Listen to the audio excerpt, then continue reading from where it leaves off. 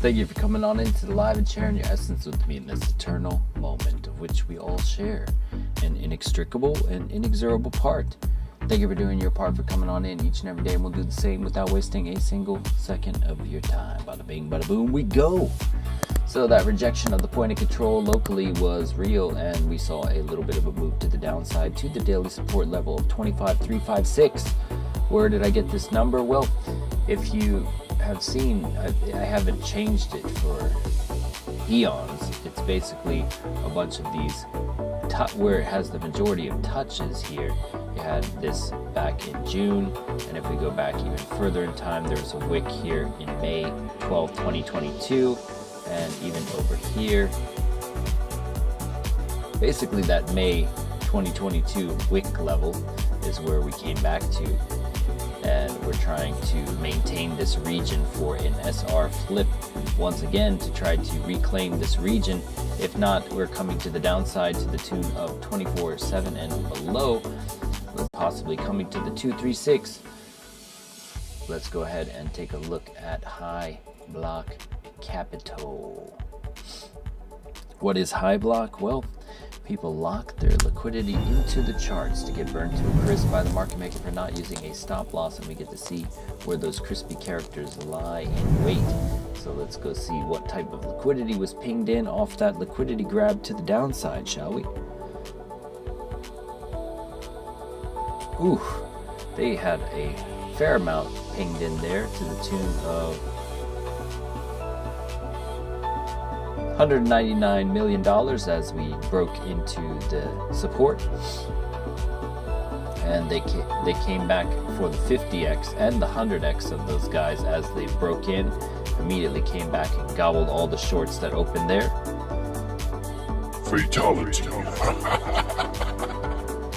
And essentially, unless you had a limit order placed on your short, you got destroyed yesterday.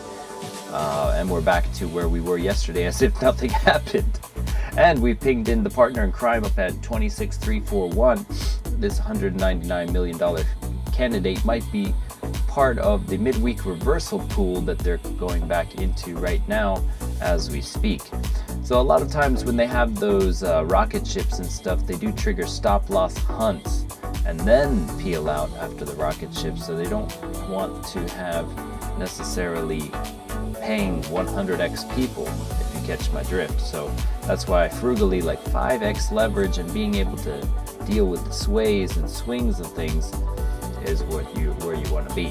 So looking at this, let's go ahead and turn the max liquidity on. I don't know why it does this every time now, kind of irritating, but the 7-day time frame has an imbalance to the upside, and this entire region leads to the 26.7 and beyond region.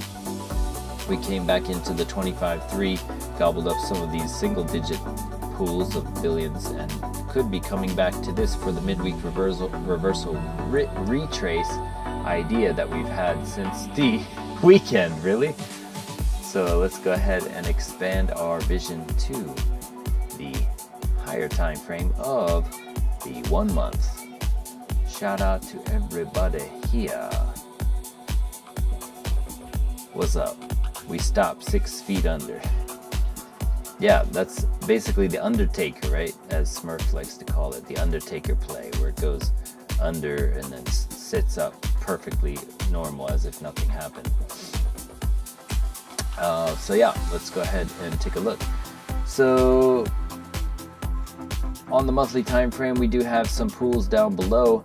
This is where it starts to get interesting because the imbalance on the higher time frame of the monthly and above is to the downside. You got double digit pools down below to the 23k region, even down here for the 3 month, $50 billion pools down sub 24k, 6 month as well. We're not going to go into the details. We've gone over that in more detail. Basically $181 billion down to 24.3. Cool 133 at 24 even, 100 billion 23.7, 151 23.4. So the imbalance is still to the downside, but I'm of the mind where the more bearish it gets, the more people kind of expect a narrative that they don't get it. So it's makes sense that they would peel out there first, though. Coming down to the 23.6 region on the 2-year time frame would give you $242 billion. Previously, we came down and got that 241 at 24.4. Oop. So we might wick down into that and say, what do you mean liquidity? And then peel out at that time. Let's go ahead and go back to the monthly and then go into the charts for Binance.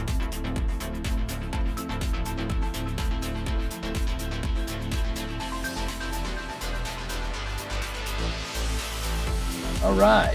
So basically, this impulse retrace idea on the daily time frame is holding true. We cannot get away, muster the strength to get above 27K. So this bearish region is still in play. Let's highlight this to keep our eyes on the prize. So this B consolidation could just be that. Anything that happens in here could just be part of this B wave on its way down to this region. So coming back up into these pools is par for the course, especially if you get rejected at the 618 of this impulse. What do I mean by that? Well, let's go into the 12-hour and show you the impulse wave. I did the retrace down to here.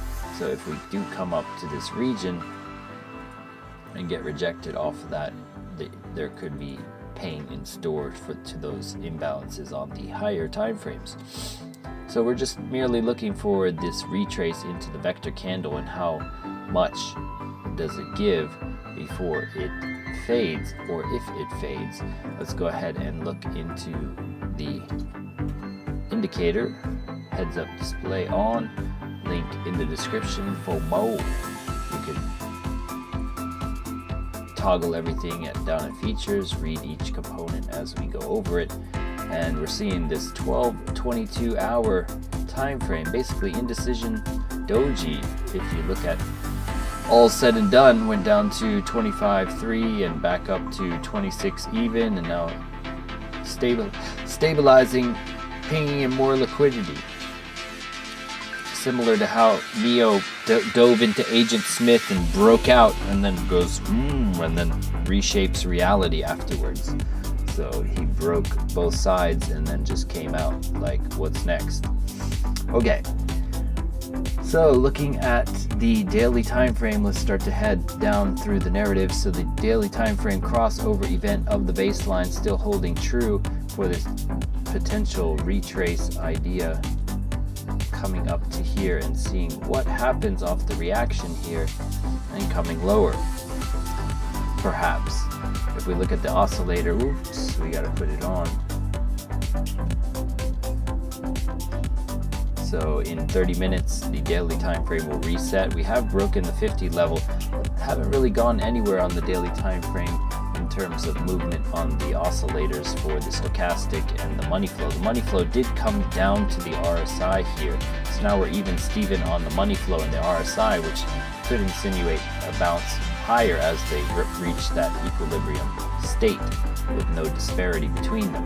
The 22-hour now starting to potentially take off. So interesting to note, when you get those rocket ships, do expect the possibility of a stop loss hunt and then take profit on whatever and possibly scale in, because we could be seeing a 22-hour takeoff event here. This is why I like the 22. It gives you a little bit more insinuation on that broken time frame. So money flow extremely beneath the RSI, like it's winding up for something on that midweek reversal. The cloud is shifting in a manner here. So even if you do come up to this point, let's just say you come up to this vector, or you get up to the equilibrium point of that. Let's say you don't even get to the 618, you get to the 0.5. Still, that's going to be a fair share, 3%. So let's just say it comes down. I just don't like short support is all, but if you short support, you stand to be one of these guys. So that's not my type of play. I got a lot of things going on. I don't have time to monitor my short, and I definitely short up high. And we put that idea to you at 31K, I believe. You could look back to you up here. We were looking to short, not down here, or we were looking to short at the 236 of that bearish impulse.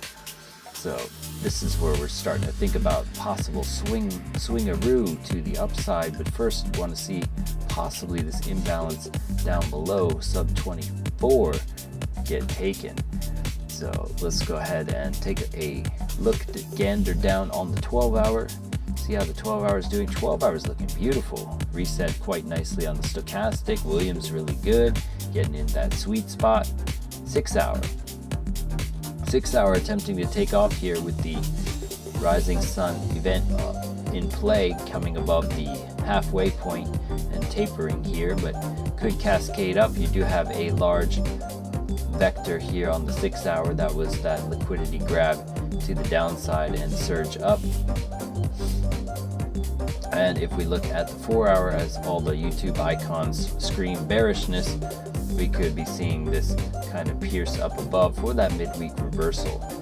And so that play that we had could be starting to play out here after the liquidity grab for at least this little mini retrace up to the upside to the tune of 3 to 6%, depending on the pool and the strength.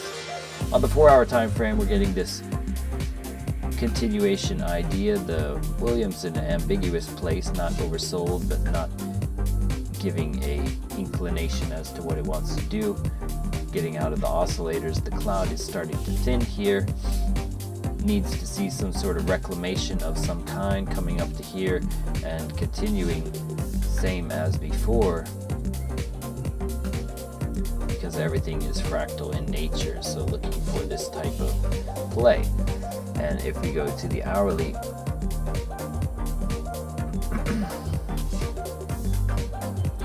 hourly time frame. So essentially from yesterday's stream, let's just measure where we were from yesterday's stream to today. 8. Oh, what do you know? Exactly the same price point. Went down, of course, by a percentile and a half, but also went up by a percentile and a half, and that's your indecision doji. Starting to reclaim the cloud here on the hourly time frame. Bearish divergence previously came back down again. If we start to head down lower to the 15 getting overbought, had previous bullish diversions here, you would have seen those alerts coming to your phone. And if you look at this too, like if we look at the stochastic array here, we had a rocket ship, right? This is why this website is a beautiful schematic of what to look for. Like I traced this thing for like 30 plus hours to get this nice infographic, and it wasn't just to be nice looking. If you look at the rocket ship here, the rocket ship appears and then it goes and stop loss hunts, creates a 5, then goes up, goes sideways for a long time, and then gets out of that range. So it's not like the rocket ship immediately takes you to the promised land. It insinuates, hey guys, maybe I'm swinging soon. And then that was the 15K in November that we never saw the bottom to. Does that always occur? No, but it has to lock in on the time frame too. So the time frame needs to hold this rocket ship, and interestingly, this has not disappeared. Whereas the one with the the SpaceX Bitcoin sell-off only appeared briefly in time and didn't lock in for whatever reason. So the ones that stay true despite, shifting between the time frames like this stayed on the hourly and the 15, and even I believe went up to the 4-hour. Yeah, it stayed on the 4-hour. So it stayed all the way up to the 4-hour. So this I have conviction on basically coming to fruition in some degree. Now, where does the stop loss lead you first? I don't know. How long do we go sideways before that comes out? I have no idea either. But either way, we're going to possibly come into the vectors that we lost to Father Time here on the 1 minute. And that would be up here in this 7-day imbalance here. So we're looking to retrace into the 7-day imbalance. That would put you up in the 26.7 and beyond. These pools of liquidity lost to Father Time are not lost to high block, so we could be coming up to that 26.4 region. Looks like we're getting poised to do so on the 4-hour cloud as well, with the thinning of the selling off here. And yeah, let's go back into the total. Total market cap doing much of the same, holding the range when tapped, wicked into, went and recovered the majority of this wick. So it could be a little microstructure shift, getting the cloud to shift as well on the total 4-hour chart. So this is looking interesting for that same reclamation idea.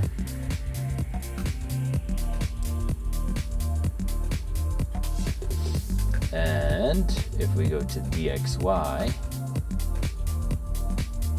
DXY broke up into some levels here, creating a possible extended M pattern.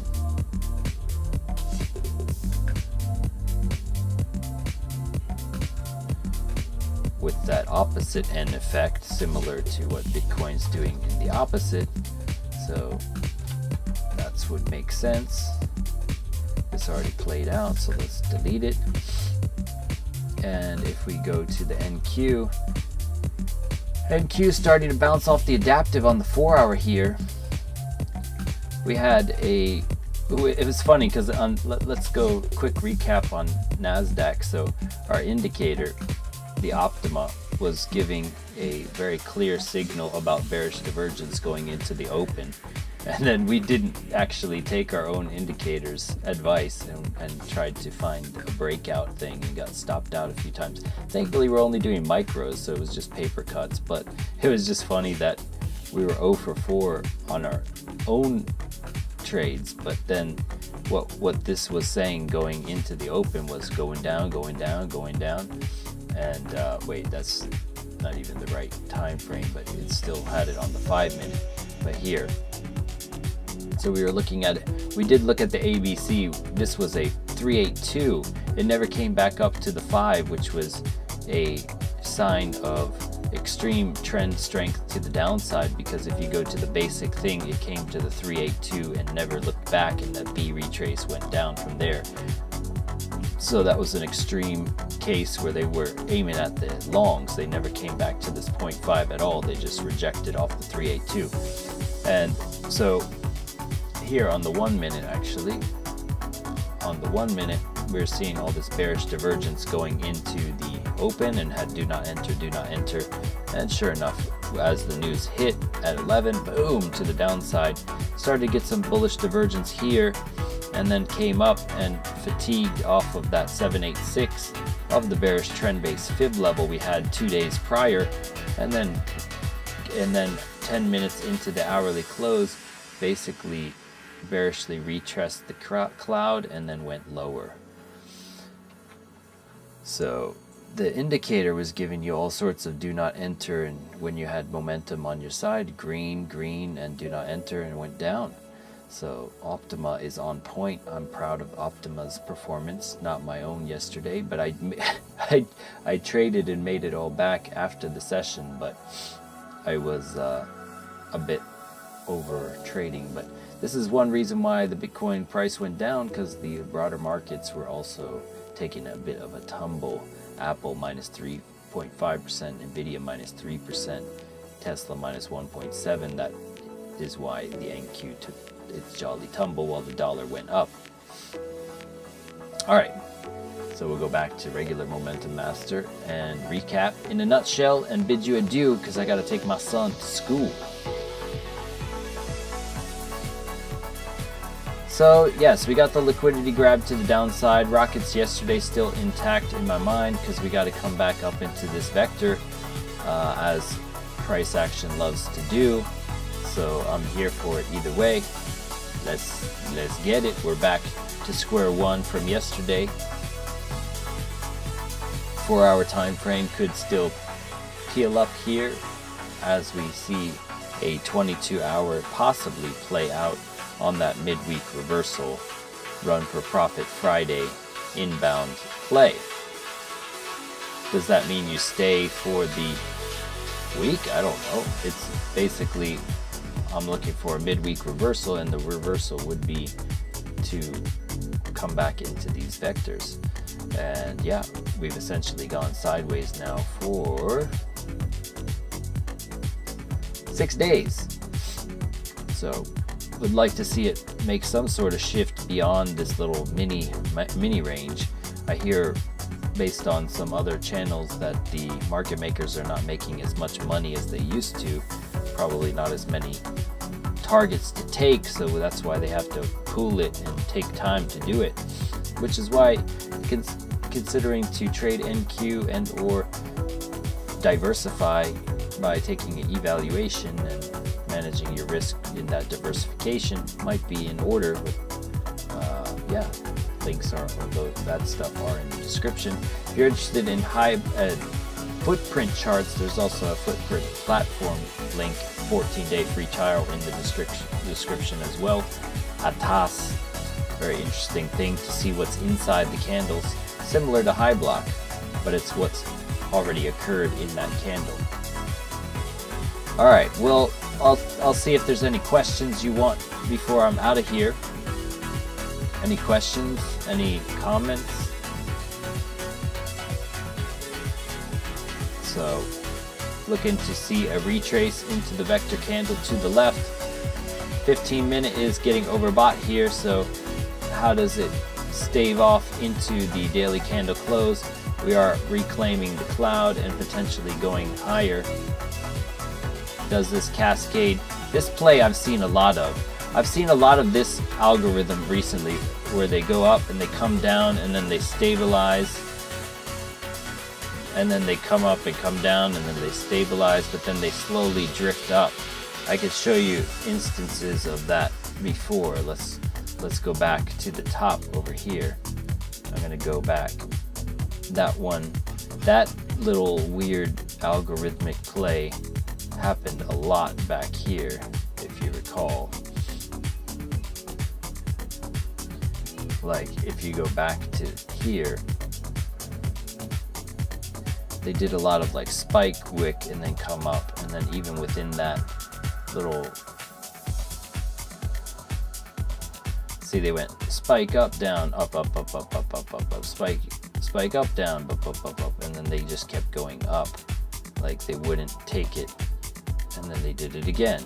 So it's like spike up, spike up, and then it does this wick whack, and then drifts up, and then does it again, and then drifts up.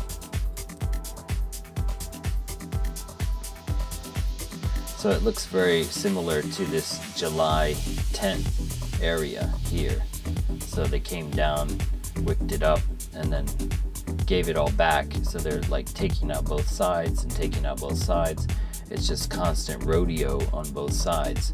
So if we go back to that down here, very similar but smaller this time. You see what I mean? They break out, come back, and then they're drifting back up. Alright, so that's what we're waiting to see. We have reclaimed the cloud as of this moment in time on the hourly. What does the 15 minutes time from now bring for us? And this thinning of the cloud on the 4-hour promising for that retrace into the vector of this 0.5 retrace level. If you see a more, what's the word I'm looking for? A more intense retrace, if this will let me switch the path for this. Come on. That's why I'm selecting what it already is. Pocket. So if it gets a more intense one, you could come to the 618 here too. Let's just say it's frugal and goes to the equilibrium. Alright, so that's my story and I'm sticking to it for now. Keep you posted in the group. Don't forget, if you have Momentum Master, you always got your dynamic alert.